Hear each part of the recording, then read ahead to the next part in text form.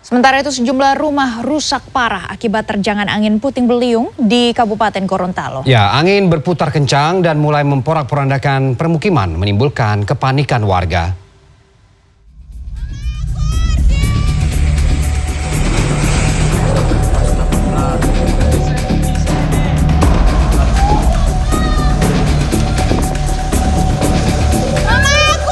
Inilah detik-detik terjadinya angin puting beliung di Desa Payu, Kecamatan Mootilango, Kabupaten Gorontalo, Minggu sore. Pusaran puting beliung terlihat di tepi sawah dan menerjang tanaman perkebunan. Tidak lama kemudian angin berputar kencang dan mulai memporak-porandakan permukiman. Sejumlah pemilik rumah pun panik dan ketakutan. Akibatnya 5 rumah rusak dan 3 diantaranya rusak berat hingga tak bisa ditempati. Saat kejadian tidak ada korban jiwa. Ada 5 unit rumah rusak parahnya, ada 3. Alhamdulillah tidak ada korban. Tapi sen-sen itu dibawa oleh puting beliung. Sejumlah warga yang rumahnya rusak terpaksa mengungsi di rumah keluarga mereka. Sementara kerugian belum bisa diperkirakan. Ajis Halid, Limboto, Gorontalo.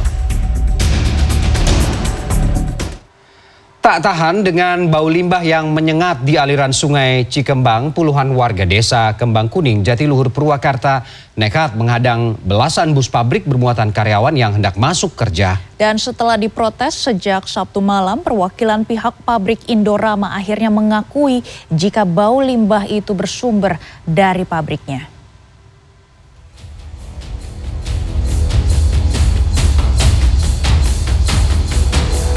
Baunya menyengat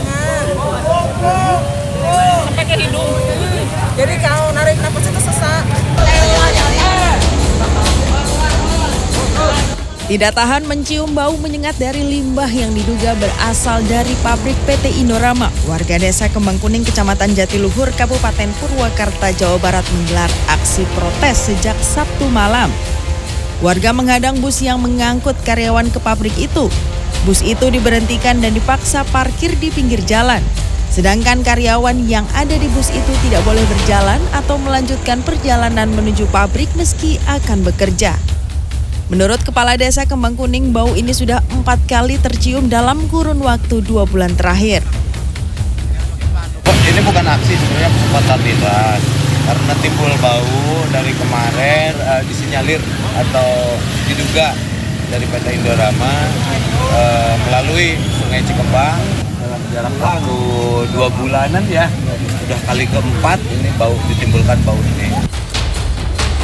Hingga Minggu dini hari, aksi penghadangan bus karyawan terus berlanjut. Warga masih bertahan menunggu pernyataan sikap dari pihak pabrik.